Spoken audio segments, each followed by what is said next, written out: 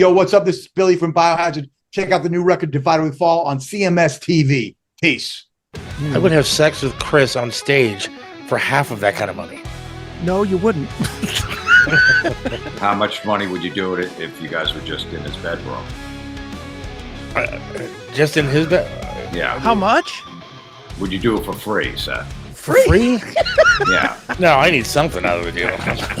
Look, $500 and some KFC or something like that, but something. You say KFC or KY? Would you let Chris jerk you off for 10 grand? Absolutely. You would? Hell yes. Yeah. Right Okay, now. but you have On to the look. podcast. You have to look him in the eye when he's doing it. Look, That's more I am personal. short of cash at this point in my life. You see what the kind of numbers I get from my podcast. I mean, fuck, I would for half that he could jerk me off. I'll give you Do it $5 in front of grand my more wife if you. the rest of that. I'll give you $5 grand more if you lick my hand clean. Hey man, I got no pride, no shame in this game. Damn.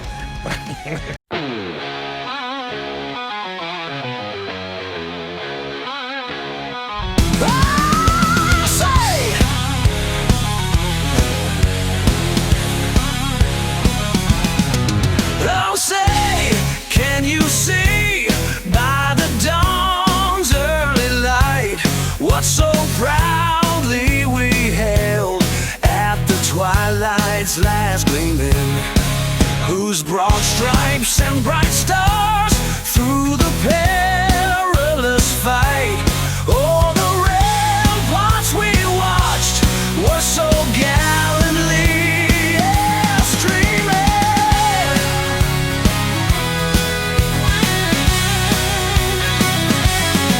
And the rocket's red glare, the bombs bursting in air, gave proof through the night that our flag was still there.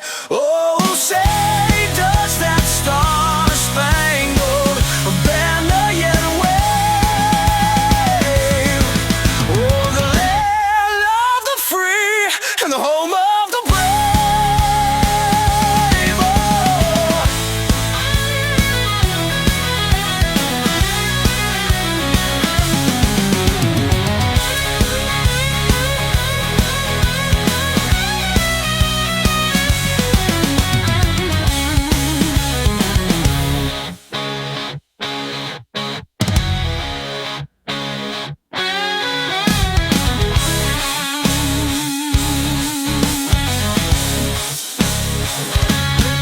Oh, say, does that star-spangled banner yet wave?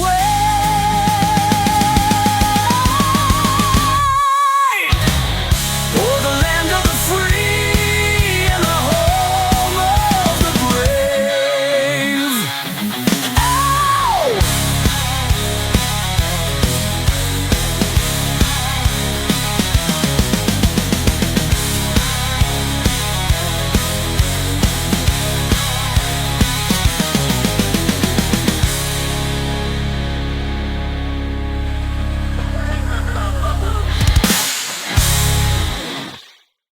And happy Wednesday to everybody. Hello. Hello, sir. How are you, my friend? I am good. How are you? I'm wonderful. Here, hanging out. You seem it. It was a Praying good day. I'm in a for, great mood. stuff. I don't feel especially well, but I'm in a great mood.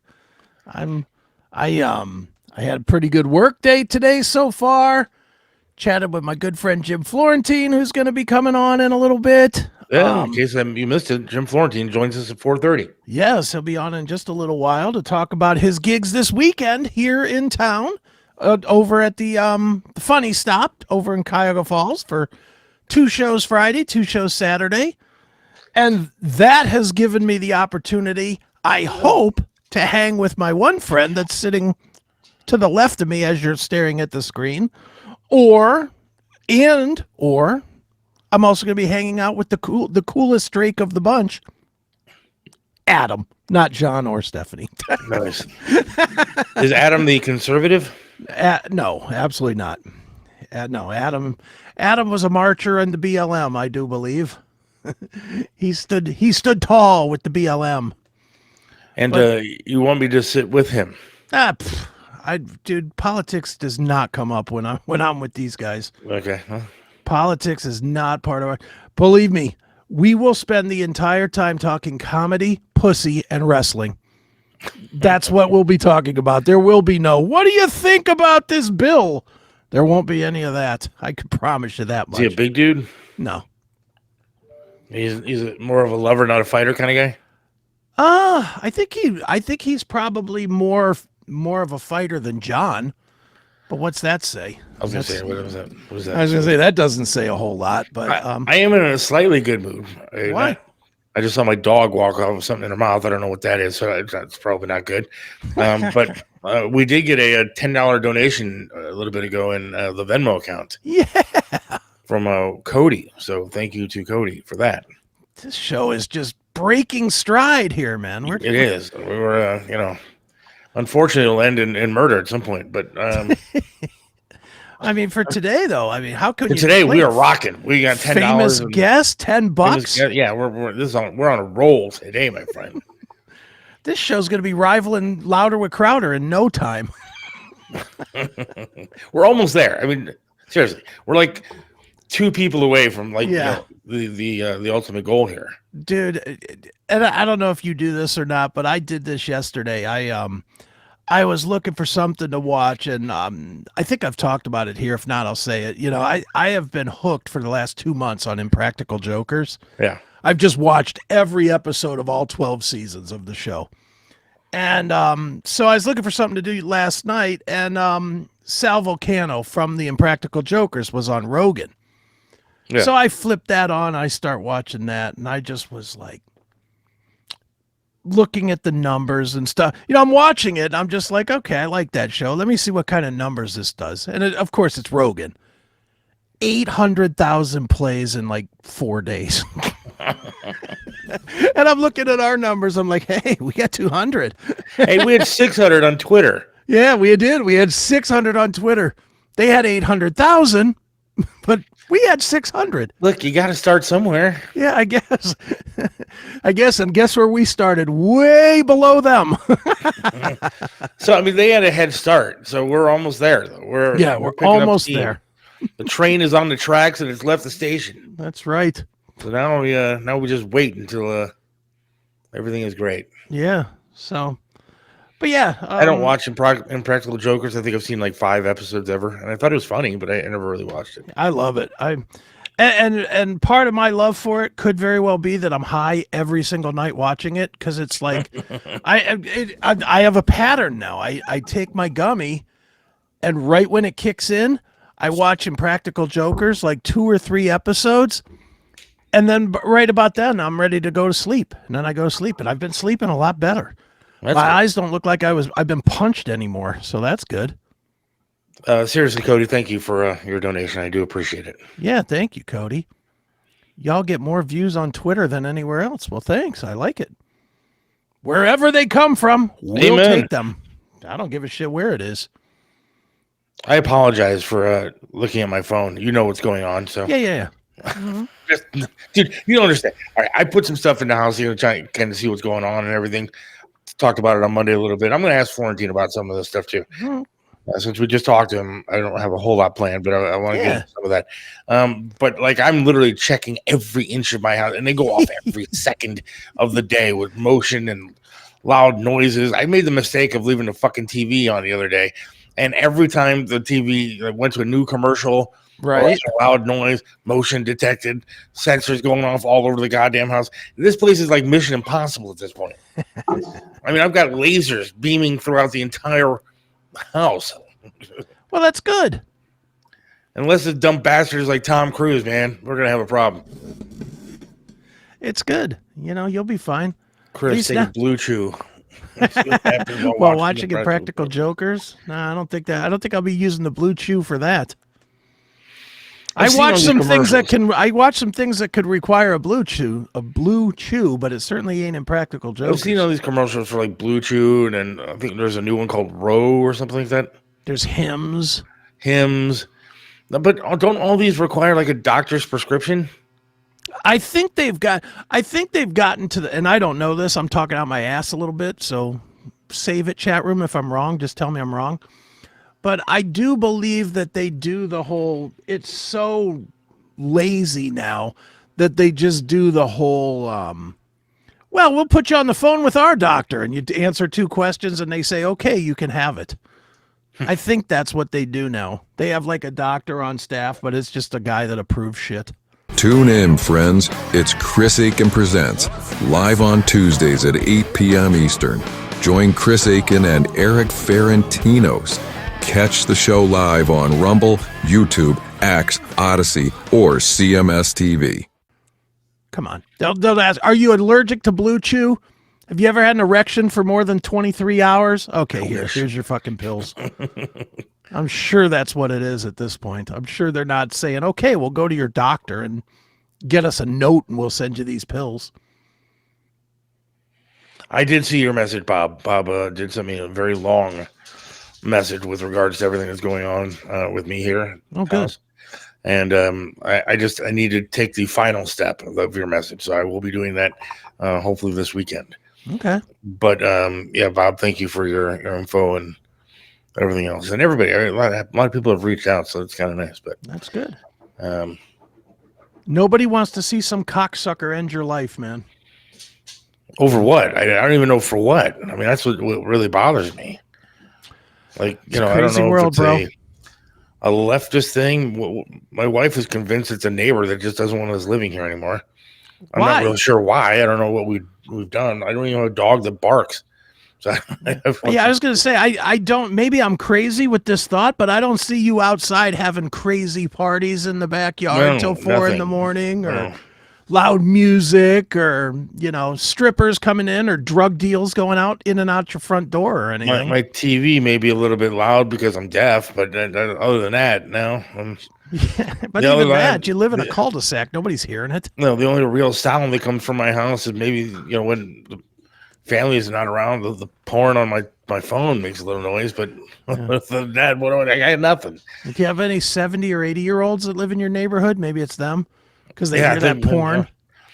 But I mean, seriously, like it's getting to the point where my wife is like being like some sort of like trying to be like a investigator and you know saying, what if it's this person and they just want to? What do we know about this person? Really? Right. What do we really know? It doesn't seem odd to you that this guy's never around. What the fuck, dude? Nah. Well, I mean, it's stressful now. It'll ease up. I know that does you no comfort at all, me saying that, but it will ease up. Yeah, it's a little, I don't know, whatever. I mean, unnerving. I don't sit like afraid all day long. That's not what I'm concerned about. It's just, it's really just kind of annoying at this point. It's annoying. It's unnerving. It's, you know, you should be able to, you know, go home and not worry. Yeah, your home is your castle. Yeah, it should be easier than this, but I guess that's why they give us microphones so that we can piss people off.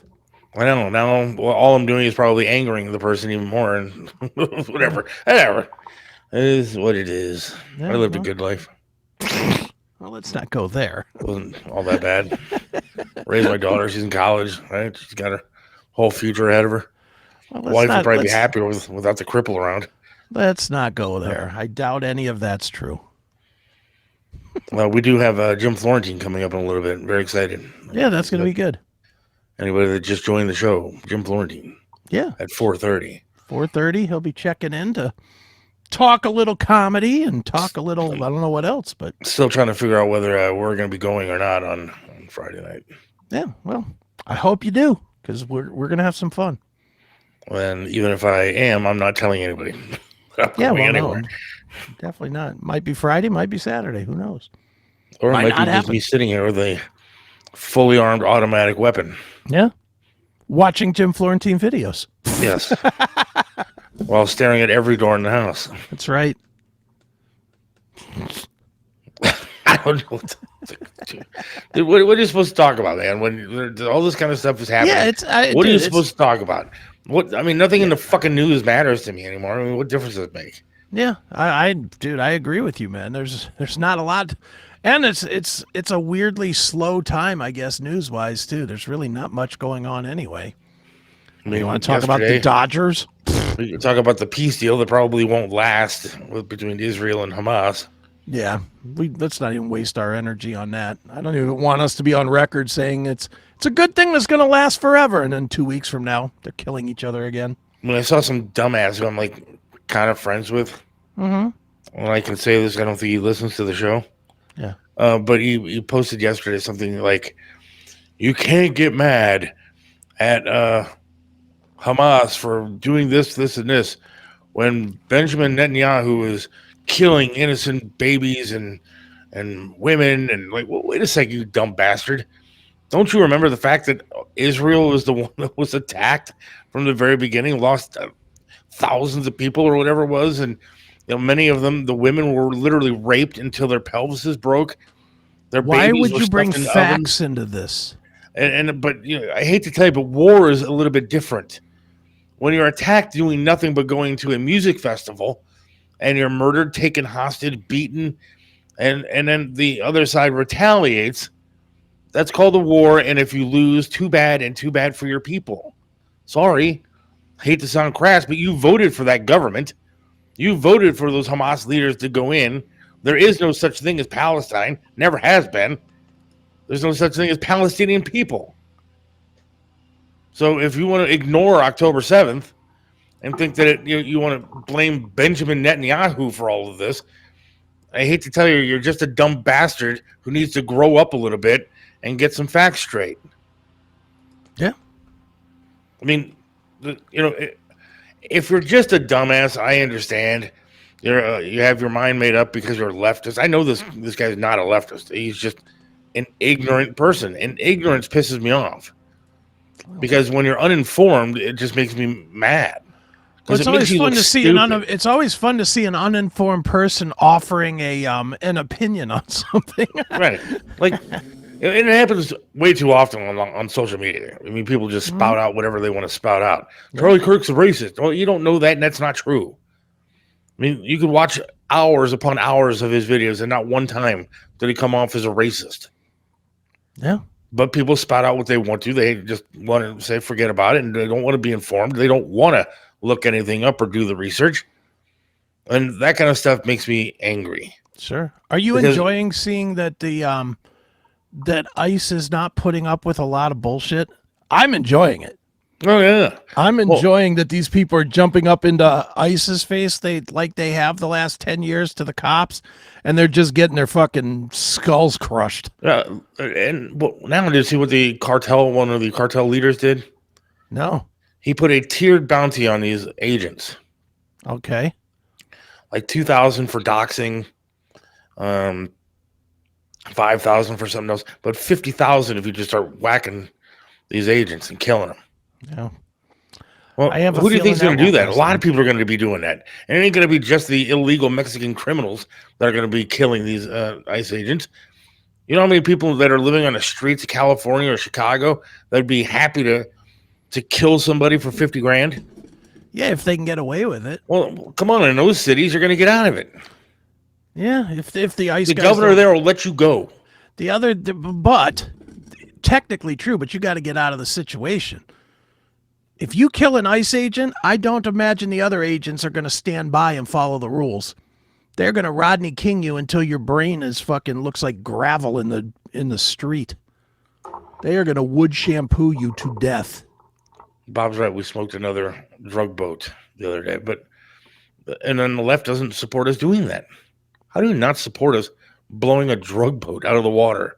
Criminals with millions of dollars in drugs. Yeah. We're wrong for doing that. They call Trump a war criminal for doing that. But you haven't heard much out of the squad. Good old Rashida Tlaib and all those fools. After Trump got this war ended for now, anyways. You don't hear anything out of it. They wanted this war stopped. They wanted Israel to stop bombing the Palestinians. And they got what they wanted. Now they're not thanking Trump. Well, of course they're not thanking Trump. Trump did it. They thought it was a thing Trump wasn't going to do. Now that he did it, now what? Now they have to support Trump? That'll never happen. And there is another No Kings protest happening this Saturday, which is very exciting. Will you be there? I will absolutely be there with my Trump hat and my Trump flag and an American flag, and I will be hobbling down the street against those people. These people are the dumbest people on the face of the planet. I hate this. They don't realize that come Monday or Sunday or Saturday night, Trump is still going to be president. Yeah. Not king, president. I wish we haven't the guy had a king for a while. The ultimate hub for metal talk is classicmetalshow.locals.com. Get free episodes, social commentary, and VIP exclusive content. It's our online home. That's classicmetalshow.locals.com. I wish the guy with the shit cannon. Have you seen that guy Oh, that yeah, has I like love the that guy. cannon full of shit? And Yeah. he puts up the Trump signs, and then when they pull him down, he shoots them with shit. I Love that wish guy. I wish that guy would show up to some of these protests and just start shooting all these people with shit bombs. He is great. Do you ever wonder how much of those are staged? I have to. The fact that nobody pulls a gun and shoots him makes me think it's staged. Right. But I still enjoy it. Yeah, me too. I don't care. I mean, I just take it. I take all of it as entertainment now. I know that's crass and cruel, and I shouldn't do that. And I shouldn't take glee in when somebody gets killed or whatever. But X to me is TV. If you're showing me somebody getting whacked doing something stupid, that's just as entertaining to me as watching The Big Bang Theory. Have you just downloaded that app I told you to download? Which one? Scoops. Yes. I mean, they have like categories on there called Hood Life. Oh yeah. And it just shows what's going on in the hood. In the And hood. people getting shot, people getting the shit kicked out of them. Mhm. Some of the fights are just, they have another category called Fight Cam. And it's just everybody just beating the Yeah, crap just out of beating each the other. hell. Dude, X is that way too now. Dude, I think it's just, but it's so much easier to watch these reel by reel by reel Right. on Scoops. And then they have like, how do I look today or something like that. And it's just Mm-hmm. hot chicks. yeah, that doesn't suck. And then some of the videos are not afraid to like show No, like they show it. boobs. Like the girls will be fighting, they get their tops ripped off, and you just see boobs flying all over the place. Yeah. Yeah, I saw one of those yesterday actually. This woman was oh, it was hilarious. She was yelling and screaming at ICE, and she put her hand in the guy's face and like pushed him, and they commenced whooping her ass. There was like 5 ICE agents and they grabbed her by her hair and just slung her around. And her shirt came off during it, and they just didn't stop beating her. I was like, The yeah, problem is, I get to start like I really enjoy it. I'm entertained by I'm that kind of violence. entertained. But at the same time, there's some of these videos, man. You just don't understand society anymore. No, Like I don't care if 2 dudes are going at it in the middle of a field and somebody fucked each other over for money or whatever it is, and they get into a fight and start beating the crap out of each other. Mhm. But like I saw a video yesterday. This white guy is at McDonald's with his daughter. yeah, And he gets into a fight with this young black guy, and the guy's like, "Hey man, stop!" And he's like, "You better move your daughter." And his daughter's sitting there screaming while this black kid's beating the shit out of him, and nobody is stopping to help. They're all nobody standing there with stops their phones. Well, because if you do stop them, then you get in trouble. That's the worst part about it all, is that somehow, some way, these fucking blue cities have convinced their police departments to arrest the people trying to stop the chaos. It's That's just why nobody disturbing. does anymore. Look at the dude, I don't remember the name of the guy or anything because I don't really follow news, but was it 6 months ago? The guy that stopped a guy from terrorizing people on the subway. Didn't he get jail time? Daniel Penny. Yeah, didn't he get He's jail out now. time for He's that? out now. Is he? But he still got. Yeah, I a mean, big he still trial sat in over there. He jail had for months. It was a nightmare for that poor guy. Yeah, and what did he do? He stopped somebody from pissing on the train track or screaming at He was people's screaming he face was or going to kill something. people and stuff like that. And this guy was a Marine and took him down. Yeah, it took him down. It didn't hurt him, just took No, him he died. down. He died. Oh, did he die? Well, good. Fuck him. Even better. And that's why they took him in, and They shouldn't have given him. They should have given him an award. they should have, but they arrested him. Yeah, which is crazy, and they sat in jail for months. But I see some of these fights that these people are going through, man, and like again, 2 adults going at it because of whatever kind of crap they got going on, that's fine with me. But when you're just attacked for doing nothing, Mm-hmm. and so it's caught on video and people are just posting it, it makes me really, really sad about our. Yeah. our I saw society. one yesterday, maybe today, it was a white guy with a skateboard, and a guy came up on him with a knife in the subway. Yeah. And the guy said, "I'm either going to kill you on the fucking rail of the subway or I'm going to stab you to death." And the guy, without even hesitating, when the guy lunged at him, he hit him square in the throat with the skateboard and just fucked him up. And you just watch that guy go straight down, not breathing. And I was like, bravo, sir. Bravo.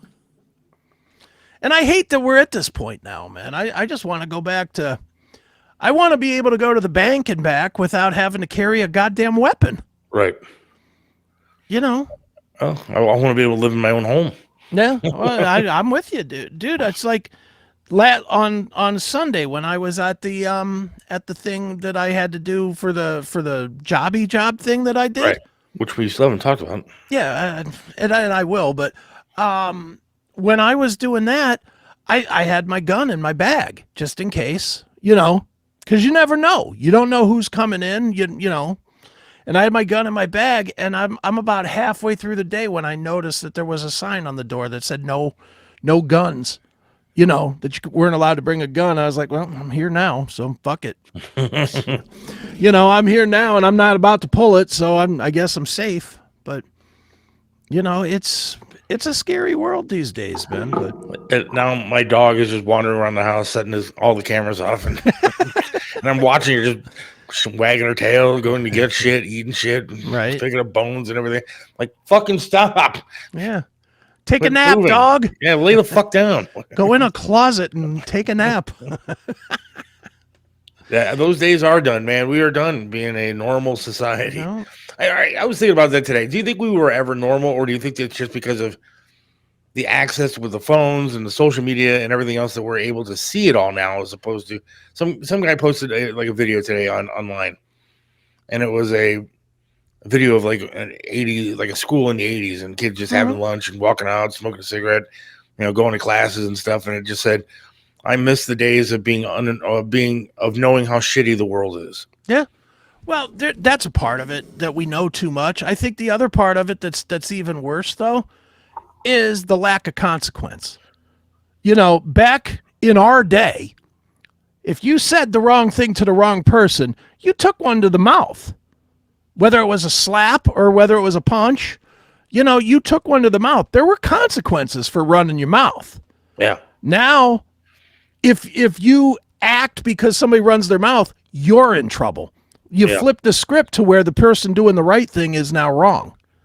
And therein lies the problem, because it is to your advantage to be a terrorist, more or less.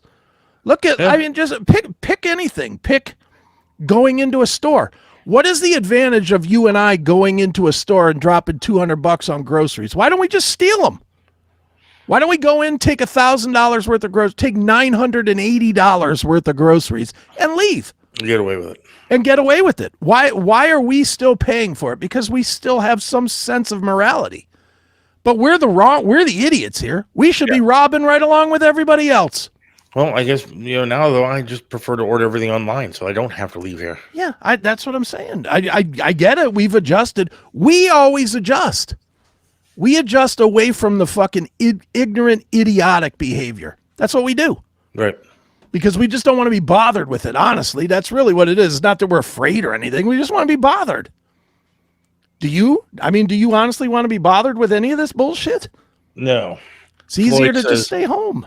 Now Floyd says only whites and Asians play by the rules.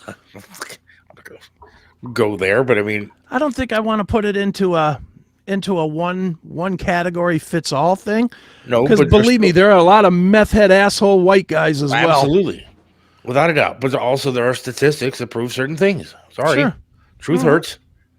Sometimes it's not being racist. Sometimes it's being honest about the situation. Sure. I mean, go to the trailer park. You want to look at some of these videos of the looting and riots that go on went on in like Minneapolis and stuff like that. I mean, look at the stats. Look at look who's breaking into the Nike stores. Oh, I agree. I mean, you're going to see some white people, but you're going to see a vast majority of not. Yeah. I mean, it is what it is. And you know, I'm not a fucking racist, but I can see with my own eyes what's going on in this country. Yeah. I mean, look, go on to even YouTube, which is the most sensitive of them all, and just type in black fatigue and see the 10 million videos that come up. And then there's a reason. It's not made up. It's not made up because we're all a bunch of white supremacists. No, but you also know the stats of the people that are out there doing these stupid No Kings protests, and the age of most of them, they're either going to be on the LGBTQ plus whatever community, and are going to be older white women. Get ready. The Classic Metal Show is live every Saturday from 9 p.m. to 3 a.m. Eastern. It's always uncensored. Watch on CMS TV, Rumble, Odyssey, or X. Yeah. They're out there and their husbands who are just pussy whipped, and they're going to be out there the ones protesting Trump. I mean, it's not lying if it's true. No, I agree. It's not lying if it's true. I never look at race at all. And I say that honestly. I have two races that I look at: asshole and cool people.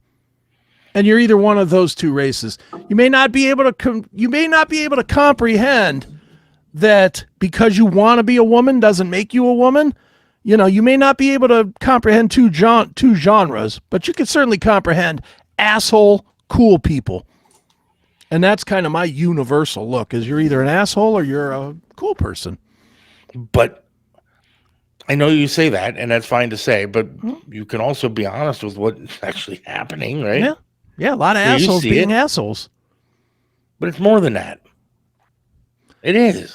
I think if you rounded up every black person in this country and got them on a boat to Africa, which I know is tremendously racist to say, but if you did that, I think you would just see the meth head white guys rise up from the trailer parks in Ravenna and places like that and just become the same scumbags. I hate to say it, but being a scumbag is easy, so those jobs are always filled. You notice there's never a shortage of criminals. Never. Because there's always people willing to be criminals. I agree, but at the same time, I deal with facts. Yeah, no, I get it. You deal with stats, and we have a guy on probably once or twice a month on Bob's show who is John Arlott, who deals with facts. He runs the Crime Research Prevention Center, and he brings the stats every time. Right. Stats on gun violence, stats on who does it, stats on this. I mean, stats on that. I mean, you can't deny stats. The numbers don't lie. No, you can't. I mean, there's a reason. There's that whole, what is it, the 1390 or whatever, 1388, whatever that stat is of 13% of the population does 90% of the crime or whatever that is. Right. That's a real stat. It's not something that's made up by the white supremacists, man. And I'm not going to be the guy who sits there. Oh, well, I have black friends. Don't worry. I mean, of course I do. I'm not a racist, but I'm not going to use that stupid line. But I mean, I don't know what you want. Don't be mad at me when I point something out. Right. I mean, look, you can look at me and say buffets are bad. Look at this fat ass. I mean, the stats don't lie. I'm fat, and it is whatever. Gotta call a spade, man. Hell yeah. Dude, I gotta speaking of that, and this is a kind of a shift, but at the same time, I just found it funny. There was a comment on one of my videos on YouTube that really made me laugh hard. It was just some dummy trying to make a fat joke about me, but it was actually pretty good. He said he said I was wearing a red hat. He goes, the guy in the red hat thinks that cardio is an extra topping on a pizza. and I loved that, man. That's pretty good. That's good. Nice. All right, our guest is waiting in the wings. So hey, look at that. Should we bring him on? Of course we should. Well, let's do this. Let's give people just the slightest little taste of what our guest will be doing Friday and Saturday over at the Funny Stop in Cuyahoga Falls. I hope I am going to see some of you guys out there on over the weekend. So let's check out a little bit of Jim Florentine, and then we'll bring Jim on here in a second. So hang tight. I masturbated this morning to the new issue of Playboy magazine. Love it. The guy at the newsstand got pretty pissed off. Hey, that's my time, you guys. I hope you enjoy the show. Enjoy the rest of the show. I'm Don Jameson. Take care.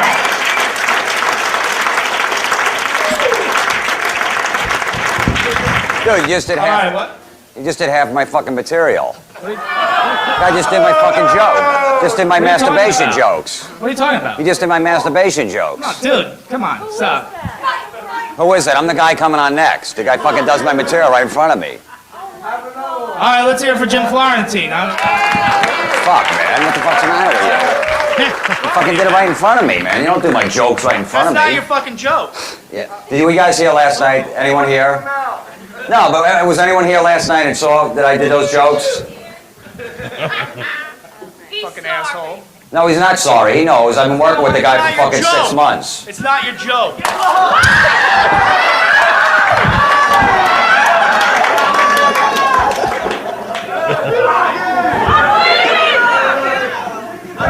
Fuck him. Let him sit there. Fuck him. How you guys doing?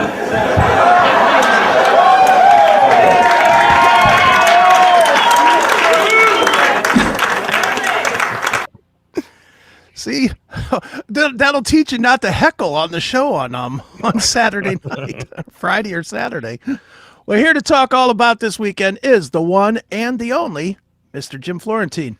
Jim, how are you, brother? Good, man. Just don't steal my material. We did that. That was a hidden camera bit. We had hidden cameras all set up. We did it in a comedy club and stuff. And it sounds like nobody had any idea. Like people really thought you clubbed them. They have no clue. I can't believe they started clapping when I go, "How you guys doing?" As he's laying there, like I went into my routine for like a minute, and then he got up. I said, "Hey, it's just a joke," but we just cut it there. But just that they were okay with it. It was a good joke, though. It was funny as shit. Yeah. Why not? And that's been pretty cool lately. You've been putting up on what is that, on Instagram or Twitter or whatever. Yeah. You've been putting up a lot of those old things that I think a lot of people haven't seen, like the one with you in the wheelchair. Really funny. Holy cow. We try to making get fun of cripples now. Is that what we're doing? He basically pushed me off the stage into the crowd in my wheelchair. I was a comedian up there trying to tell jokes and telling the worst jokes. He's like, boy, are my legs tired. Meanwhile, he's in a wheelchair. Yeah. Yeah, we did like 3 series. It's called Meet the Creeps. We did like 3 DVDs. We had a pilot for Comedy Central. Didn't get picked up, but so this shit's been out there for a while. I think it was on Tubi TV for a while. Okay. But anyway, so we just start putting the clips out and put them all out there. People haven't seen the shit in years. We got Jim Norton, Artie Lange, Casey Armstrong, a bunch of guys, Club Soda Kenny. So, right. It's good stuff, man. Dude, how is that scene now? You know, all of the guys that you came up with. I mean, obviously you're doing well, and we see Jameson's doing well, and Norton, but we don't hear as much about those guys as obviously when you guys were on either Stern or O&A, and they were ruling the world. We heard about you guys every day. Is that scene still strong? The scene that you came up through? It is. We all got our own little audiences now, but there's younger. It's like bands. There's younger and up and coming comics that are getting all the attention. Got these big podcasts, and the older dudes. We're like classic rock acts now. So people remember us from the past, and you pick up a few here and there. But there's a new generation taking over. I got no problem with it. I'm still fucking making a good living what I love doing. So I don't even want to be in that chaos of everything you do. Fucking people make 50 videos about you and shit like that. If you fuck up once, go do a festival over in Saudi Arabia, or some shit like that. It's like, come on, we're just fucking comics. We're just idiots. Is Artie Lange still around? I mean, since his face imploded, does he still do like comedy and stuff? No, he's just laying low. He's not out there. He's just kind of just chilling. I think he's pretty much retired at this point. Well, he needed to. He was on the fast track to the ground. Yeah. But yeah, dude, you brought up the Saudi Arabia thing. I wanted to ask you about that a little bit. Like, I think I'm with you in as much as I know what goes on over there, and I know I should probably be like, oh, fuck those guys. What are they doing playing that show? But in my head, I'm like, you know what? If somebody's going to throw a bag of money at me to tell jokes, the same people that are bitching about the comedians going over there are doing it while they're wearing Nike shoes that were made for 2 cents an hour. And again, I'm not trying to justify it as much as I'm just trying to say, this is your career, man. You get one time to go around, and if somebody's going to offer you 25 times what you normally make to go over there and tell some dick jokes. Absolutely. I mean, yeah, exactly. We buy all this shit from China, and China is just as bad with their people and the slave shit like that and stuff. But you go on Amazon, you see something made in China for $1 or the United States for $8. You're buying the dollar version. So we're doing it, and it's weird because nobody gives, Live Golf started. Remember the PGA? They split up, and then you got UFC over there, boxing, WWE, and now Tom Brady's doing like a flag football thing over there next year. So. Why they signal out comedians? It's like, whatever. We're just fucking, it's a huge payday. It's everyone's biggest payday ever got. Do you know the way to play? Whether it's toys, costumes, lingerie, or intimate gifts, Playtime for You has everything you need. We're here to guide you every step of the way. Come visit us at Playtime for You on Highway 32 in Chico. Work hard, play harder. Is it difficult? Is it a different kind of audience? Do you have to tell different kind of jokes in front of people like that? Do they get offended over there easier or worse or anything? I don't know, because I think it was just, they all know everybody. They watch the podcast. They watch the shit on YouTube, so they pretty much get it. I think they just told them the government said, don't make fun of our government or religion, any religion. No. So I know I've seen a bunch of people, our mutual friend Anthony Cumia being one of them, saying that anybody that goes over there and performs loses the right to criticize other people's decisions on what they do because of it's a known slave thing and this and that, the slavery that goes on over there. Do you agree with that, or do you think that that's putting way too much political bullshit onto something that really shouldn't have it? Yeah, I think that's a little extreme. It's like, whatever. Everyone just went there for the payday. We know why they went. And the comics never thought they were going to get this backlash because, like I said, everything else is going over there. They're paying like astronomical fees to bring wrestling and everything else. At first, remember, you're a big WWE fan, right? Remember when they first went over there, they couldn't have any girl wrestlers, right? I remember watching with my kid, and then they started bringing the female wrestlers over there too.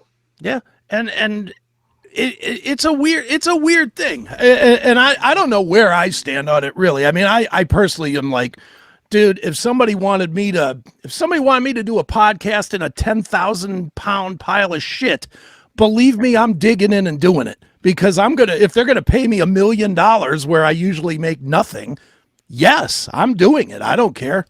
Let me tell you a joke. That would be me. I don't give a shit. No, it's like, imagine if like Quiet Riot, like the Saudis love Quiet Riot. They go, hey, we want you to do a private party for 50 of us, and we're going to pay you fucking $5 million. Yeah. Every band would go over there and do that. Oh, yeah. Yeah, and I'd imagine that's an untapped market that's about to get tapped. As it dies here in the States, you're going to see a lot of 80s bands. You're going to see, hey, it's the big Trickster show here in Riyadh or whatever. It's coming. It's going to happen. Yeah. I would have sex with Chris on stage for half of that kind of money. No, you wouldn't. How much money would you do it if you guys were just in his bedroom? Just in his bed? Yeah. How much? Would you do it for free, Seth? Free? Yeah. No, I need something out of the deal. Look, $500 and some KFC or something like that, but something. Did you say KFC or KY? Would you let Chris jerk you off for 10 grand? Absolutely. You would. Hell yes. Yeah. Right now. But you have to look him in the eye when he's doing it. Look, I am short of cash at this point in my life. You see what the kind of numbers I get from my podcast. I mean, fuck, I would for half that he could jerk me off. I'll give you $5,000 more if you. I'll give you $5,000 more if you lick my hand clean. Hey man, I got no pride, no shame in this game. Damn. Good for you. I'm about money, man. I'm about nothing else in life other than making a couple of bucks. I am a whore, and I am proud of it. Howard should have had let you him on. lick the stump of my leg for less money than that. Howard Stern would have gotten away way cheaper than he got with Scott the Engineer back in the day when he tried to do that, fucking him in the ass with. Remember that bit that he tried to do it for $250,000 or whatever it was? Lexington Steele was going to fuck him in the ass that was packing like 14 inches. Yeah. A gay porn star. Seth would have done it for a steak and a 50. Too funny. Guys got to eat. I get it. Well, dude, what are we going to see on Friday and Saturday, man? You're obviously back in the area. Pretty quick turnaround. I'm surprised you're back so quick. Yeah, I usually do these. You can't go to Cleveland or any part of Ohio or anywhere like in the summertime. Nobody's coming to shows. Everybody's in the outdoor cafes and shit. So I usually do it in the fall. Yeah, it always winds up. I do like Cleveland in September, and this place I always do the funny stop in October. So, they're like 50 minutes away. So I don't know if it's the same crowd. Usually the people from Cleveland not driving all the way to Cuyahoga Falls and vice versa. So it's not that far. It's not that far. I'm going to be honest. I like the funny stop a ton better than I do like Hilarities and whatnot. I know Hilarities is a nicer room per se, but man, getting in and out of that place and, there's no parking anywhere. And people don't like going downtown. It's not safe down there. And so, funny stuff's they got a good reputation out there. So no free parking. It's easy. I like it. It's like a sleazy, like old school B room, like comedy room. Sure. Which I love. That's what you want. People sitting right on top of you, old school, big stage and shit like that. So I've been going there for years. I remember last time Chris and I were down there, we went and saw Dave Landau.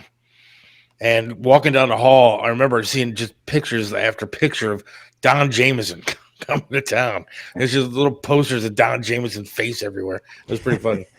It's a good place. Yeah, he does it a couple times a year. I stick with like once a year. I don't know what's going to happen with the club. The owner, Pete, died. Yeah, he died, but he died I was going to say he died a while ago. They're not in trouble, are they? No, but Pete was the one pretty much running it, so now the family's running it. I don't know how long they want to run it for. Right. It seems like that at some point they want to get out because it's just weird without Pete there. Pete was such a legend. The guy who owned the club was great. Dude, if Pete did nothing else right in that club, his intro was classic. Because you never knew what he was saying. He'd be like,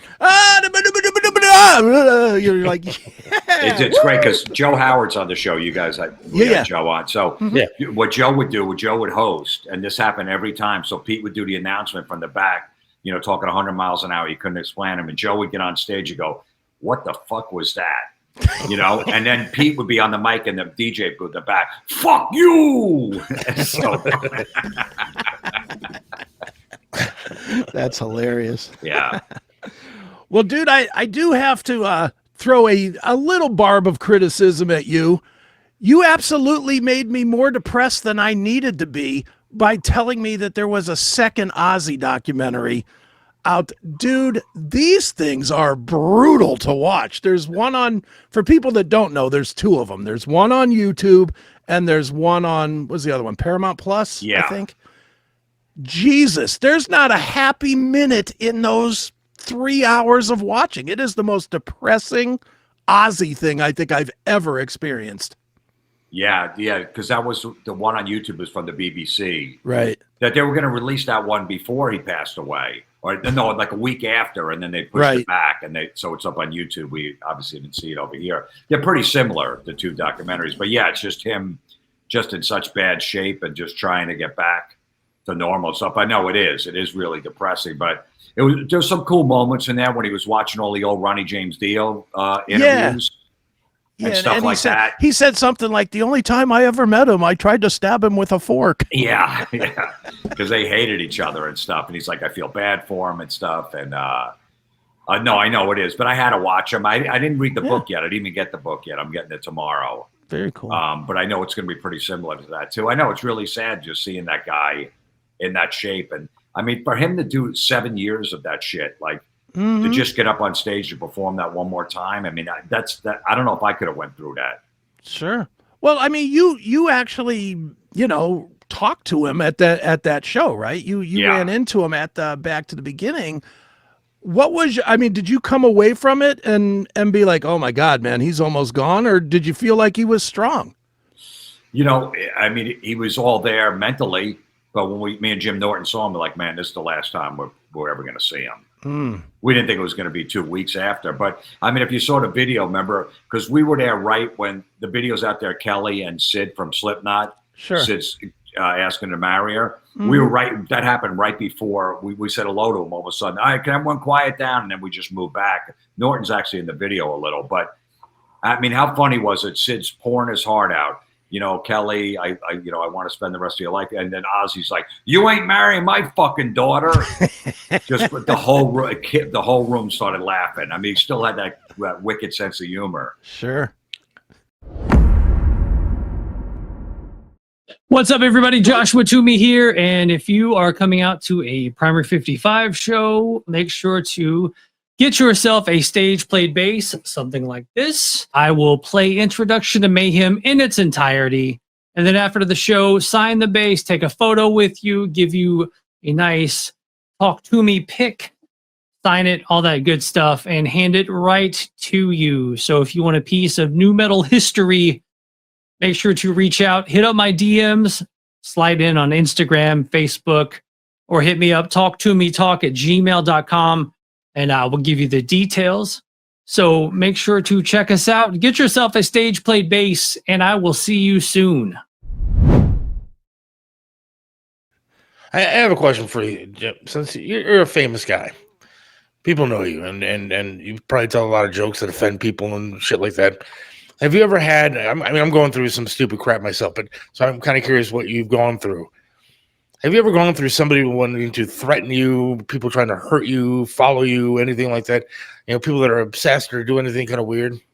No, not to that extent. You know, people will walk out and they'll put on the comment cards because comedy clubs have comment cards. I didn't like that comedian. They'll put a Yelp review, say, you know, it's nothing offended. personal. Or no, nothing really. I'll get some hate mail like you were disgusting. I can't believe you said that shit on stage. Like, whatever, just delete it.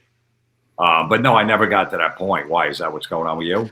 Well, I mean, I don't want to make it all about me, but I mean, like briefly, like I came home one day and my wife and I got home at the same time. Actually, after we did the show with you down at the studios, and we got home. One of the reasons I didn't go to your show, somebody had gone into the house and turned on the burners on my oven, and so no flames, but it's just gas that had leaked throughout the entire house, and it was bad. And you know, we turned them off and aired it out, whatever, and thought everything was okay after that. And then this past weekend, came home after being out for a while and opened up the garage. The garage was completely flooded. Somebody had gone in, opened up all the valves on the hose connector, and flooded the entire garage. And so, you know, it was coincidence first time, but not second time. And so, you know, we don't know what's going on. And so, you know, I don't know if it's something I said on a show like this or on social media or something like that. So it makes you wonder, and makes me wonder what happens to guys like you, who obviously tell enough jokes to offend somebody, but nobody has done anything like that, huh? No, it sounds like someone that knows you that's doing that. It doesn't sound like someone that. It sounds like it might be Chris. Did you ask him? It could be. It could very well be Chris.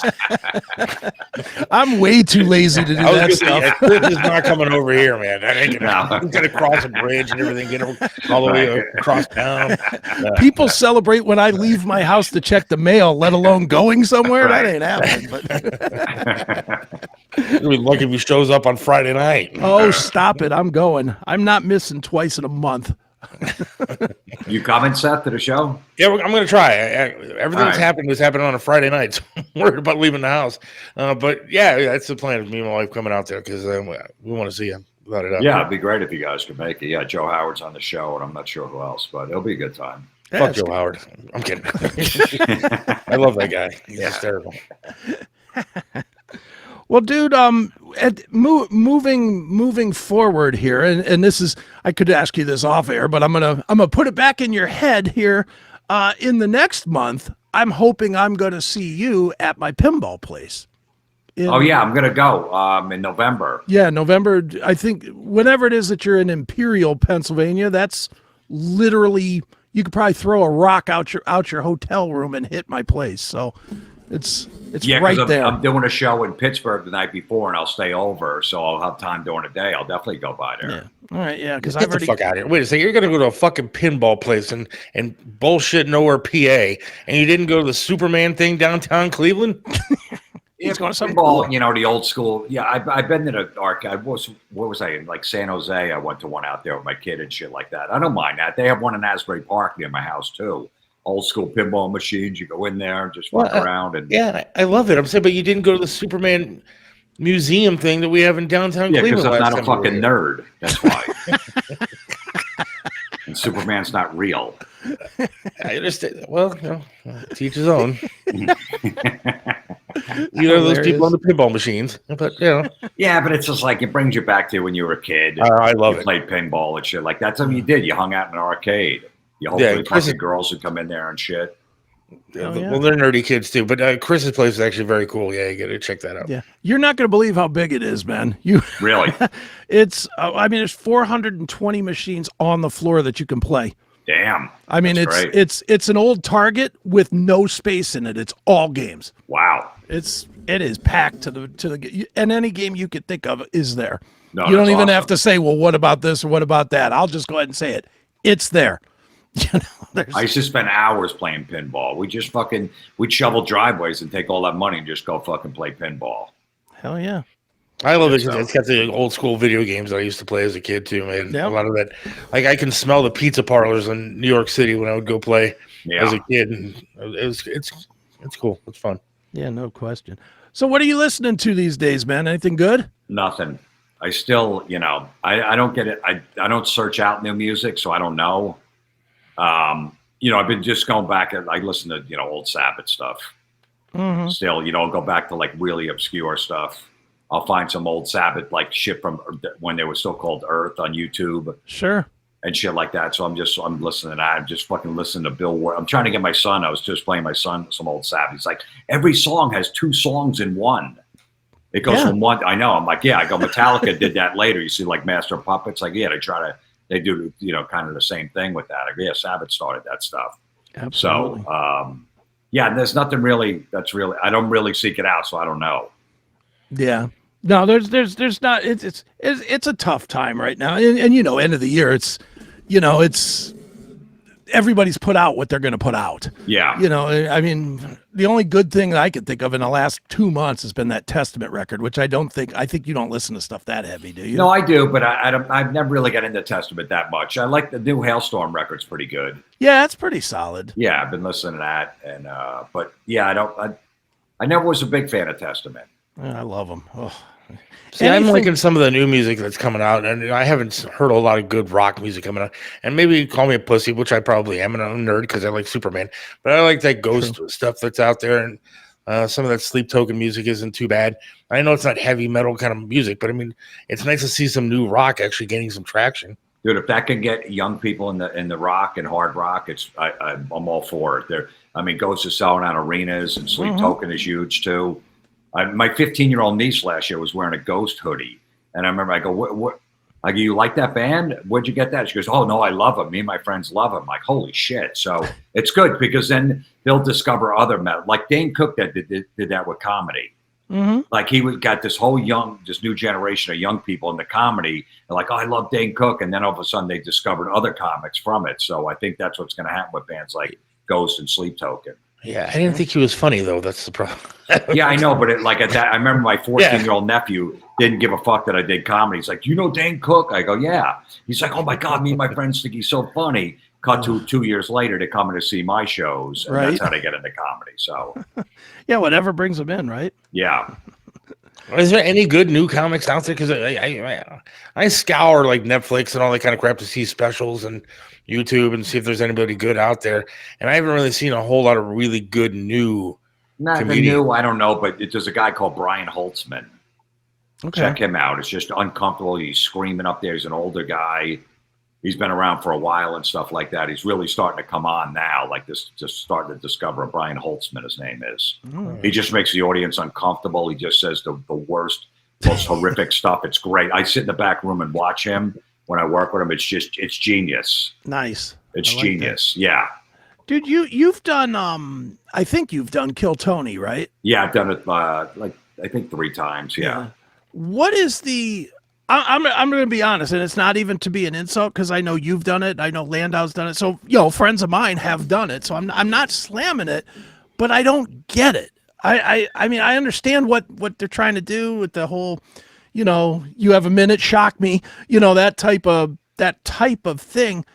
What is it about that show that is so appealing to people right now? I don't know. I think it really, it's a modern day version of the Gong Show, I think. And you used to get like 300, 400,000 views over the course of a week. And then when the pandemic hit, it just blew up. Now you get 2 million views within a day. And it just, I don't know, for something. And he's been doing that a long time. I did it with him at the Comedy Store in like the little room on a Monday night in front of like 20 people, probably 10 years ago, you know. I don't know. It's just, you know, younger comics and Tony's the roast master and shit like that. He always has good guests, you know, that are on the panel and shit like that. I don't know, but it's good for comics because like that guy Cam Patterson, the black dude, just got on Saturday Night Live. He was a Kill Tony regular. He got discovered on there. Really good guy where everyone's happy for him. There's a guy, what's his name? Montgomery. I forget his first name. Who's really funny. So I don't know. It's just, you know what? You don't see that kind of humor where it's insult humor and you just rip each other back and forth and roasting each other because all the comedy is so safe now. So I think that's why it works. Right. Hey, it's Chris Akin from the classic metal show Chris Akin Presents and the Seth Williams Show, straight from the uncensored heart of the CMS network. We've just been crowned a certified Rumble creator, and that means we're bringing the heat. All our shows, commercial free, baby. Advanced episode drops, sometimes months before the normal release, so you're not stuck waiting. You'll get all this plus exclusive content for Rumble Premium subscribers that'll blow your mind. And with Rumble Premium, you'll get every CMS Network show and all of Rumble's other videos with no ads and no fluff. This is our official home, Rumble. It's raw, powerful, and unfiltered. You want in?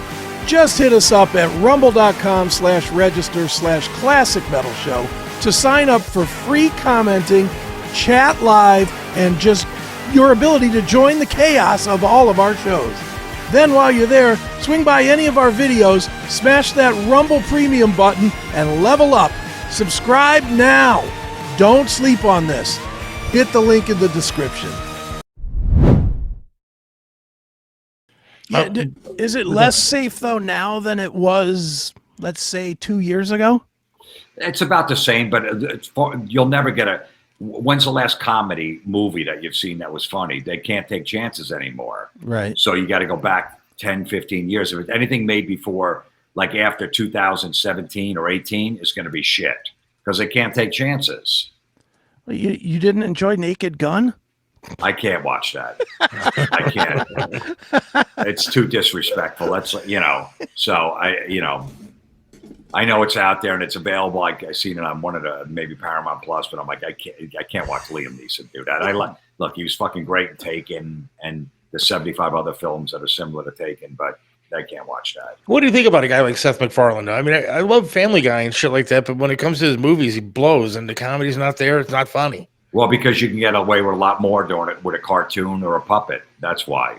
So you could be way more edgier because coming out of in a cartoon or a puppet, for some reason, people don't think it's, you know, it's coming out of a cartoon or puppet, so it's not real.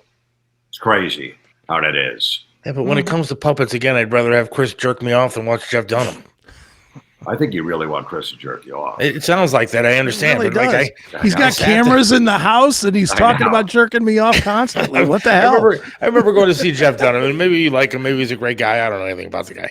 But other than the fact that I sat second row to see Jeff Dunham in this arena, and it was so fucking terrible to me. And I had to wait till the guy turned his back to grab another puppet and try to jump the fuck out of the row so I can get the hell out of there without being made fun of for leaving. Well, he's like G-rated. Go look up Otto and George on YouTube. Oh yeah, that's that's some hardcore shit. That's just I mean, they were so good he was so good on O&A. Phenomenal. And the videos of him live, there's a bunch of shit on YouTube, Otto and George with the puppet and just screaming, saying the most offensive stuff. Like every comic would sit in the back of the room when he went on stage and just watch him over and over again. It was so great. Sure. What do you think of Nikki Glazer? You like her or no? I've known Nikki for a long time. You know, when she first started, she would come around the comedy club in St. Louis. I tell the owner to put her on stage, and he's like, "No, she's so dirty. She tells all abortion jokes. I can't." I go, "Put her on stage." Right. So I've known her since the beginning and stuff. She's got her own little niche, market. She's big and she's great at roasts and stuff like that. And no, she does a great job. I like Nikki. Yeah, I enjoy her. I really. It's weird though, because when I first saw her before the Tom Brady roast, I forget, one of her specials or something, I didn't think she was very funny. Right. But then I watched the roast and was like, wow, she is absolutely murdering the room. Yeah. Which, she did a great job on that. And then I've seen her since, and she's been funny. So Yeah. She, she does a lot of sex jokes and stuff like that. I appreciate that coming from a comic. Yeah. I only have a couple more minutes. I got to pick my kid up from fucking practice. All right, well, we'll just wrap it here. I just wanted to have you come on to promote that you're going to be in town, man. So for everybody that is watching, Friday, Saturday, 2 shows each day. Funny Stop. You just look up Funny Stop online, buy tickets, or show up at the show and buy them. Any of it sold out, or is there tickets for all 4 shows? Or I don't know. I don't even look, but probably the late shows, like I was texting you before, they're always like, people don't want to be out that late. And you shouldn't, no club should be doing like 2 shows on a Friday. People want to come to the early show, fucking get home and stuff like that. So I don't know what it's going to be, but I know I deal with a lot of drunks there. I always have hecklers. I've had some of the worst hecklers in my life in Cuyahoga Falls. They're just yelling shit out. I've had women screaming at me, leaving. They get kicked out of the club. So hopefully it doesn't happen this time. Or hopefully it does if I'm there, because I'd like to see it. Yeah. And I do like when the room gets all tense. I do like that. I like that, making the room uncomfortable. Nice. Well, one more time, it is Jim Florentine. He will be at the Funny Stop Friday and Saturday. You will be there too. Don't even fuck around. Be there. Right, Jim? Yeah, no, it's going to be a good time. And Joe Howard's great. And I don't know who else on the show. It'll be a fun time, definitely. Absolutely. Thanks, all right, Jim. brother. Well, go get your kid, and we will see you on Friday. Yeah, let me know what you guys need. I'll hook you guys up with tickets. It'll be a fun time. Man. Be good to hang. All right. Thank you, brother. Thanks, man. All right, man. Guys. See you later. Later. All right. And there goes Jim Florentine. Love that guy. It's great, man. It's great to have somebody that's that. I could ask him 150 more questions, because I want to know everything about that. I love comedy to that level that I to talk to somebody at that level. I mean, he's at the top level. Yeah. It's funny though, because I watch some of these guys. I watch a ton of these stupid reels and stuff, and you see a lot of these comedians and stuff. You get into a rabbit hole of comedians. Mm-hmm. And there's one guy like Gary Owens, I think his name is. Yeah. Mm-hmm. And he played these clubs, and he's hysterical. Sure. And then you see him on like a Netflix special, and he's fucking terrible. Like, some of these guys are just meant for clubs and not the big stage. Yeah. No, it is weird, dude. And is there anything more depressing than when you go and see somebody? Cody posted this in the chat.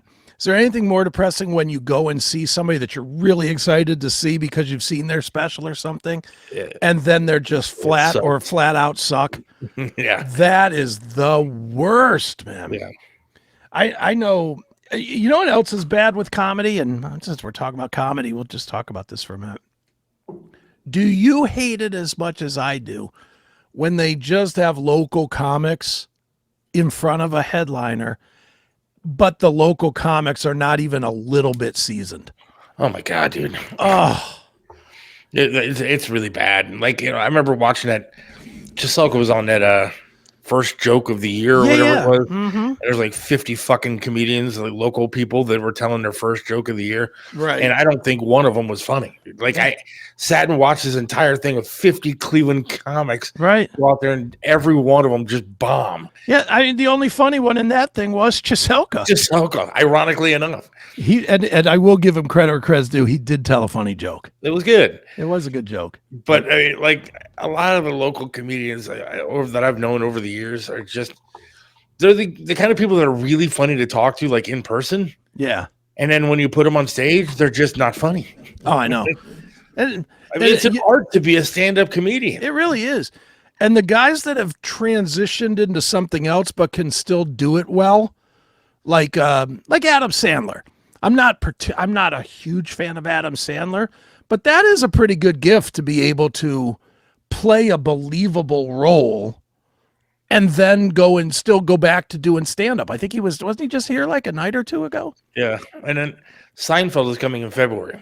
Oh, wow. He's one of those guys that, like, I love the show, dude. Yeah. I thought the show was really good. And any stand-up I've ever seen of him, I wanted to punch him in the face and turn off what I'm watching. It's terrible. You might like him now, though, because he's like on your political bent. Is he? Oh, yeah. Yeah, I'm good, then he you know, go see it. rails against the people that boycott and protest at colleges and stuff. He rails against that because he's like so many. It's like you should be able to say what you want. Let people decide if they like it or not. I'll tell you, man. I've had some good Charge. comedians. Yeah, my Ring doorbell. Everything's fucking going off.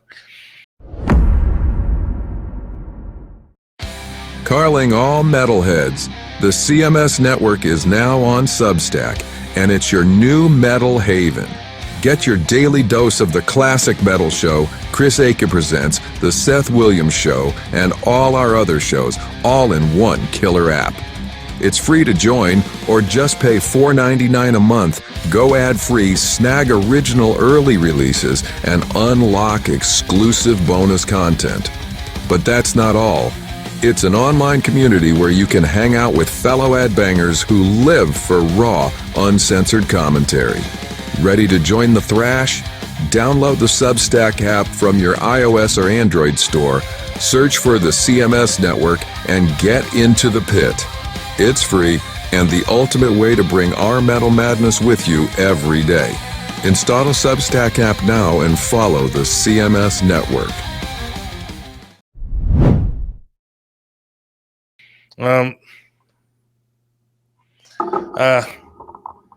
I've seen some really good comedians, like Jay Moore. I thought was really good. Sure. Smoked up with him in the radio station van before the show. Made the show even better. And then, but I think honestly, one of my favorite comedians, and my wife disagrees, but he is so fucking dirty, was Bob Saget. Yeah. Bob Saget was one of the dirtiest fucking comedians ever, and it was really, really funny. And when he starts talking about like fingering Kimmy Gibbler and stuff from Full House, and, I mean, it was funny shit, dude. Yeah, it was. And like he was just a super talent that is really sad that he's gone. But I saw him down. You know what's weird about him downtown? You know what's weird about Bob Saget is his career was so opposite of his comedy. Like, you know, he's known as being the wholesome dad. He's known for sitting down Candace camera and saying, let's talk a little bit about that skirt you're wearing. It's a little too short. And then America's Funniest Home Videos. Yeah. Like everything he did was family. And then he gets on stage and is like, I would have loved to fuck Candace Burr right in her asshole. You know, he's just brutal. It was great, though. Yeah. Good stuff, man. And then the guy that I worked with doing mornings for a while, John Mulrooney, he was really fucking funny, dude. Like really funny. And he did like some cop show and then like hosted Comic Strip Live for a while. And but he was really good on the radio too. I mean, just a talent. There are some people out there that are just super talented, and that's why it's really tough to be a stand-up guy. But some of these local people just don't have a fucking clue. They think because they're funny at dinner or around their friends that they can get on a stage and tell jokes.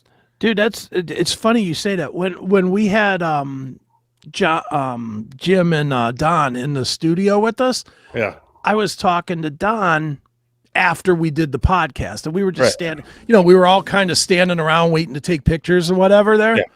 And I was talking to Don, and Don said to me, he goes, "Dude, you ought to get up there and try some stand up." And I was like, "Bro, no." I was like, I've done it once. I knew it wasn't for me. I wasn't comfortable. And he's like, you get the feel. I was like, some of us just know, you know, and I just know. I mean, what am I going to do? I don't know if you noticed, but I'm a fat guy. I mean, the jokes are so limited. You know, what am I going to tell jokes about? And, you know, I'm never, look, I like to consider myself fairly entertaining at times around people that I know. And, you know, sometimes on the radio, I don't know, maybe not, but I can't sit there and just write a joke. Like anything that I say, I just gotta say, and I'm not gonna sit there and write out a routine. And then I'm not gonna be able to stand for an hour doing routine on stage. I'll be the first sit down fucking comic. Give me a Barca lounger, and I'll sit there and tell jokes for an hour. But, well, and the weird thing about and this is where the guys that are good, they're good for a reason. They do the intangibles that you don't think about. Like I'll use Landau as the best example. Landau is amazing at doing a setup and then doing a hard twist, but then just leaving it sit there instead of immediately reacting. You know what I mean? Right. Like he knows to throw the punchline, and all the real pros do this. They leave the punchline and they'll give you kind of a weird look or a, whatever, but they let it sit so that it ruminates in you. And that is a skill. That is not just luck of the draw. That takes work. Yeah. Norm McDonald, I thought was hysterical. Dennis Miller, I never really got and didn't get it. Didn't get him even when he went to football. I thought he was not entertaining. Yeah, I didn't like Dennis Miller a bunch. He thought he was so smart. There's a guy, Sebastian Manacuso or whatever it is. I think he's fucking hysterical. Like, he's good. Andrew Schultz is pretty funny. I don't get Kevin Hart at all. I don't get Kevin Hart. Kevin Hart's a billionaire. I don't get him in comedy or in movies. Really? I like some of his movies. I think he's... I've seen one or two, maybe. It's just not my thing. Yeah. But I couldn't sit through a 2-hour show of him in an arena. Yeah. Yeah. What about like Cat Williams? Yes or no? Not my thing. Yeah, I'm kind of... I like the old school guys. I like the Landau or Florentine or...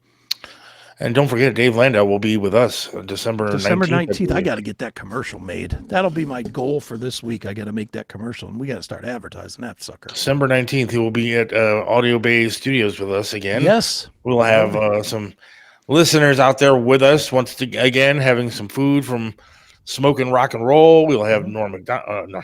Norm McDonald. Wow. Dave Landau out there, and it's going to be a good time. We'll have a blast and party it up once again. Hopefully the weather holds out. Yeah, it's going to be a lot. Rain in like 6 months here in Cleveland, which means we're going to get 14 inches of snow every day in the month of December and January. Dude, did you see the storm that hit LA yesterday? No. Jesus. It hit, dude. What was that? Rain. It rained for 14 hours in LA. You know why? Why? Because God is pissed. God hates LA. God is angry and he's coming to get us. He just hates Los Angeles. Sam Kinison was awesome. Yes. He was awesome.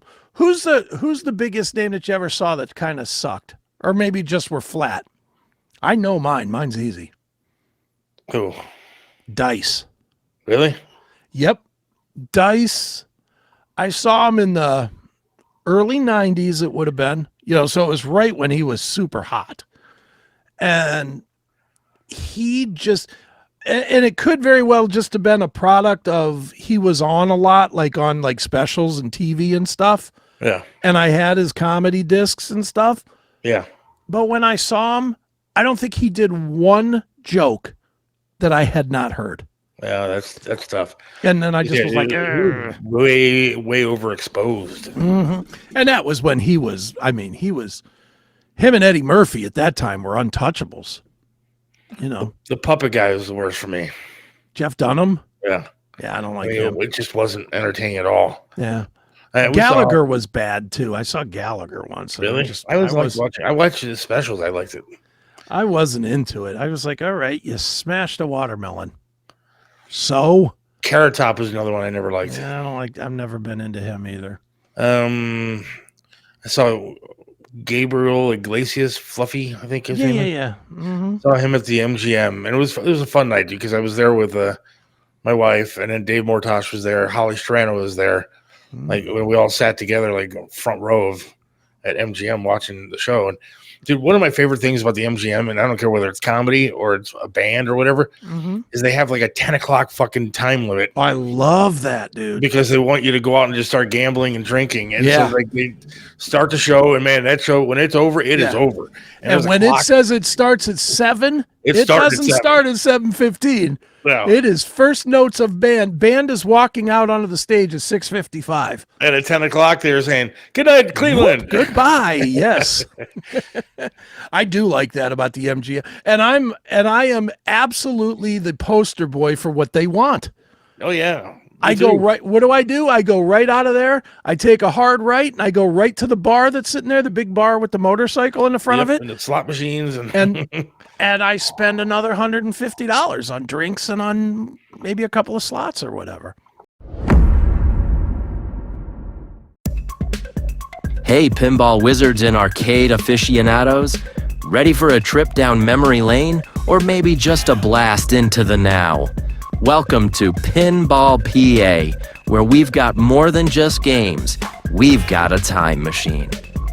With over 420 games, that's 200 plus pinball machines and another 200 plus arcade games, stretching all the way from the 1940s to the latest and greatest. Whether you're here for nostalgia or novelty, we've got you covered. And guess what? No quarters, no tokens. Just pay the admission fee and it's all you can play. Perfect for birthday parties, team building events, or those special educational STEM and STEAM field trips. Need a spot for some spontaneous fun? No reservations are needed. Just come on down to the Hopewell Shopping Center at 2284 Broadhead Road, Suite 10B in Aliquippa, Pennsylvania. For more information, check out our site at www.pinballpa.com or give us a ring at 412-423-8532. Pinball PA, where every play is a free play.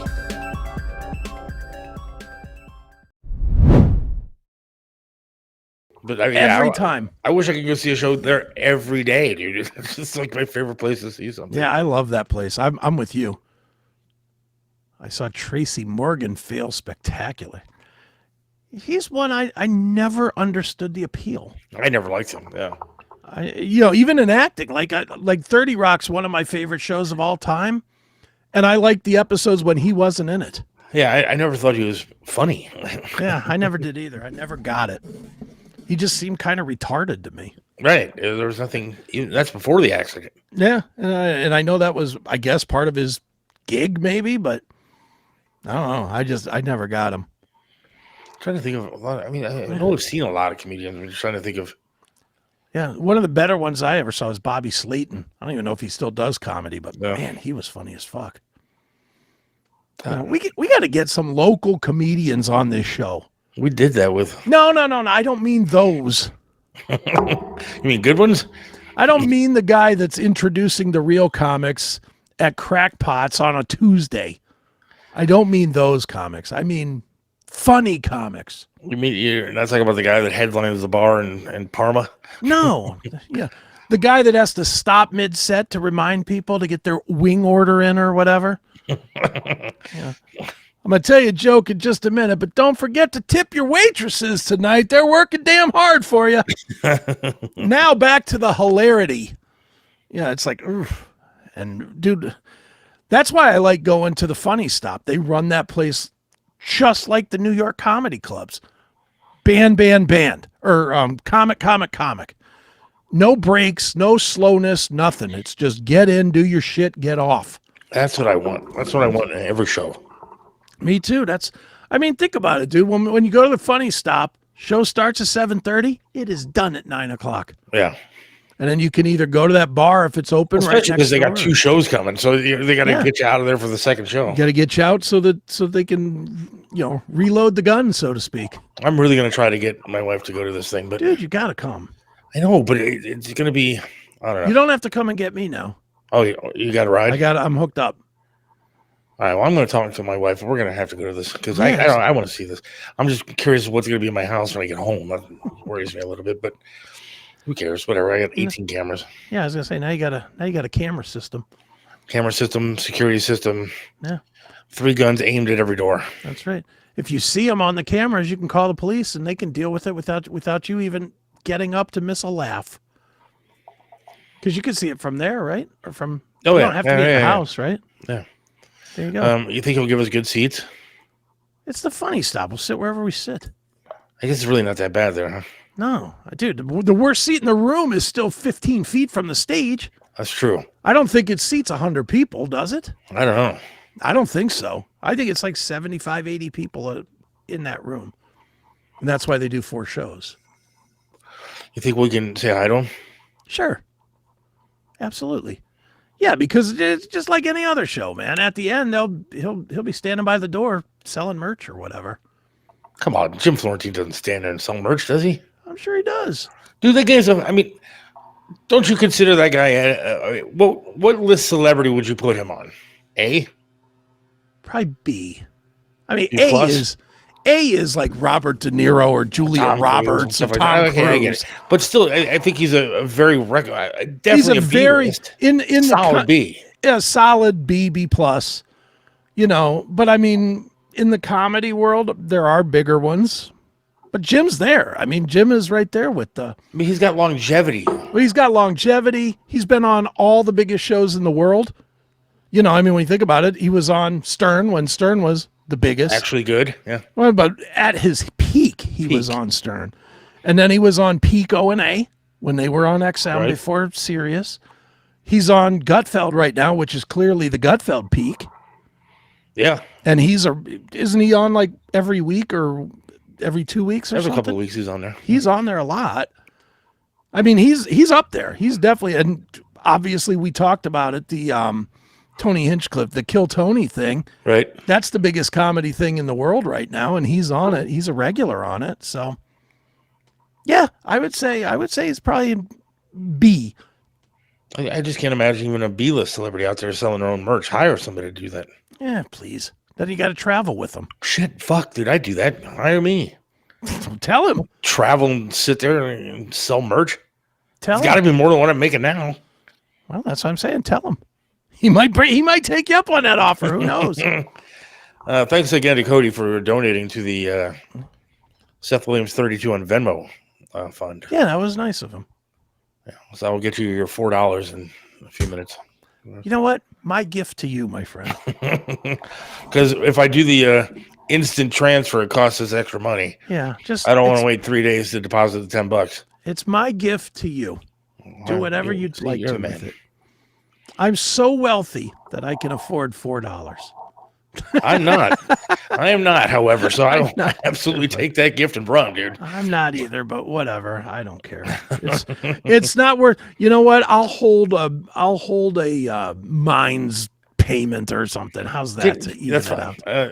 out? No, here's a good question. If he's selling merch, right? I'm Yes. sure he's going to have T-shirts and stuff, right? I'm assuming. I would think so, or CDs or something. I don't know.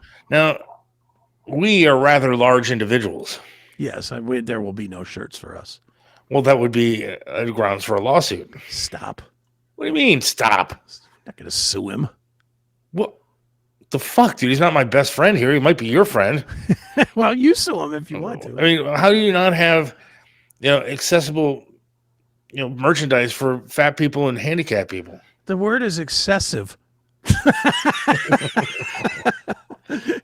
He's only got so much of a suitcase that he can carry this shit in. I'm just trying to figure out, how these rules work for people, because I see people sue people all the fucking time over stupid crap. Mm-hmm. And I'm sitting there going, I go online and I'm trying to find like a shirt or a sweatshirt that I want to buy. Yeah. And I like things that are really big on me. Like Sure. I like oversized stuff Mhm. because I don't like things that are tight. Sure. I don't want to wear a shirt that shows my breasts. I don't want a shirt that shows when I walk next to my wife that, she has smaller boobs than I do. And so, I like oversized clothing. And so I think that they should carry stuff that is going to be good for me too. Well, they probably do at the store for fatties, DXL. Yeah, you know how much that stuff costs? It's not like they're adding that much extra material. Yeah, I know. It is crazy when you see a $10 Browns t-shirt for $75. Right. Like I went there once and I saw like a band shirt that I wanted, right? I think it was a Metallica shirt. Mm-hmm. And it said like $60. Yeah. Like I didn't go to a concert t-shirt. here. It's just a t-shirt. Yeah, it's a t-shirt. I'd pay $60 for a Metallica t-shirt if I was at the arena or stadium that they're playing. Mm-hmm. And I'm, it has the tour dates on the back. I'm gonna pay $60 for a fucking Ride the Lightning T-shirt that is because it's a large one. Right? Fuck out of here. That's too funny. Ripping us fat people off. Just because we're fat doesn't mean we have extra money. We may have extra money to eat, but we don't have extra money to spend on everything else. Well, see, that's how they get you to get in better shape. Is you spend so much on clothes that you don't have money to spend on pizza. Before I did actually sign up though for something. I actually called and made an appointment with Metro Hospital, and I'm going to start doing a diabetic thing with like doctors, like, and they're gonna, like blood work and all that stuff. No, not even blood work. They're gonna kind of teach me about what I need to start eating, what I need to start doing, and keep track of me and keep track of some medications that I need. And, my daughter's really worried about stuff. I cannot even fathom what you're going to be like when they tell you that you need to have 3 helpings of kale a day, and you are. Look, I'm not saying I'm going miserable. to, I'm going to be like that, but I am saying that I think I just need to start living a little bit differently. Well, I hear you, but again, you don't eat anything. You don't know what anything green tastes like. I know, but maybe I'll like it. Maybe I'll find something that I don't see enjoy. you eating it, is what I'm saying. Well, I kind of have to, I think, and so I made an appointment with, some people and trying to, improve things. Sure, I get it. Stuff like that. Dude, I'm a fat tub of shit, but I do my yoga every day, and I've started lifting. I mean, I've been lifting weights now for, I don't know, a couple of months now, just trying to get some of it cut down a little bit, get myself to where I can, I don't know. Well, my problem is that even when I was still fat, but I had 2 legs, right? Sure. I didn't gain a lot of weight because I was very active, at least, because I would walk. I hate to say it, but I'd be doing a lot of walking up and down stairs to go smoke cigarettes and stuff like that. But I was more active, and I just can't be as active right now as I'd like to be. Sure. No, I get it. So I need to do something to either change one of the 2 things. Right. And, the girl yesterday, when I was talking to her, I said, she's like, well, how's your exercise level? I said, what exercise level would that be? Yeah. I mean, level 0. Yeah. We are starting at the basement of this building, my dear. Right. That's right. Do you have bed yoga? Right. So we need to start, but I need to start doing something to get some activity because. Sure. But my leg hurts to walk on a lot. Mm-hmm.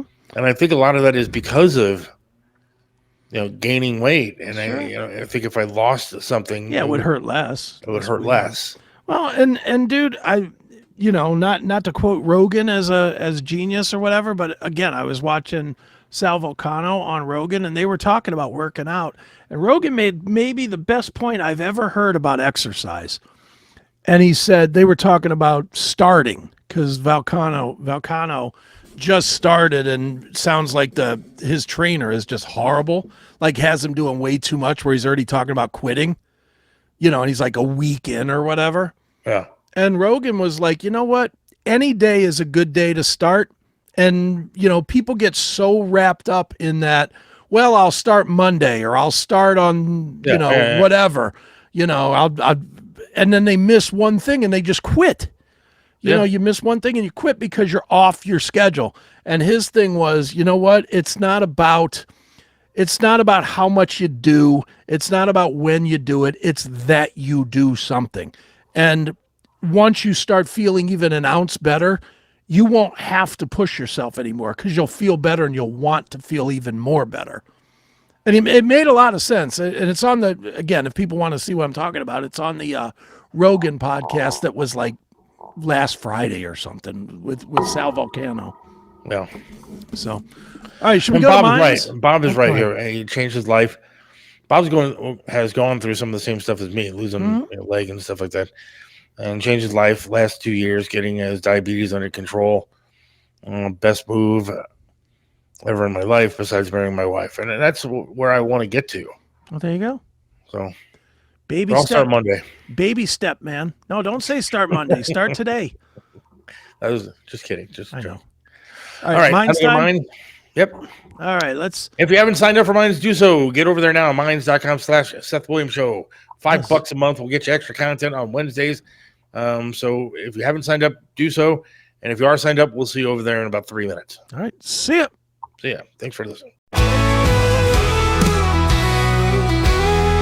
Seth Williams loves this land, stands tall and proud.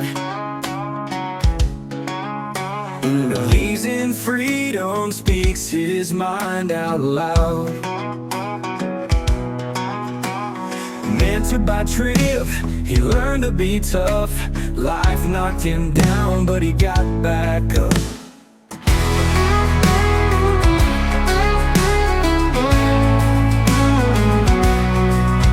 Lost a leg, but he's still strong and true. Chasing dreams under skies of red, white, and blue. Voting for Trump, he shouts it clear. WTAM tried to bring him down, but he's still here. In the heart of America, Seth takes a stand. Against the tides, he defends our land. Liberals call him crazy, but he don't care. He's got the spirit of an eagle, soaring high in the air. Hates LeBron James, won't wear that crown. Prefers hard work and blue jeans in this town. Radio waves try to shut him up, but Seth keeps singing, filling that cup. From the small town streets to the mountain high, Seth sees the flag waving, reaching for the sky. He keeps on fighting with a rebel yell, for every fallen soldier and the stories they tell. In the heart of America, Seth takes a stand. Against the tides, he defends our land. Liberals call him crazy, but he don't care. He's got the spirit of an eagle, soaring high in the air.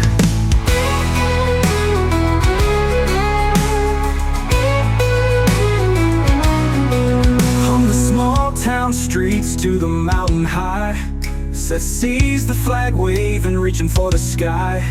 He keeps on fighting with a rebel yell, for every fallen soldier and the stories they tell. In the heart of America, Seth takes a stand. Against the tides, he defends our land. Liberals call him crazy, but he don't care. He's got the spirit of an eagle, soaring high in the air.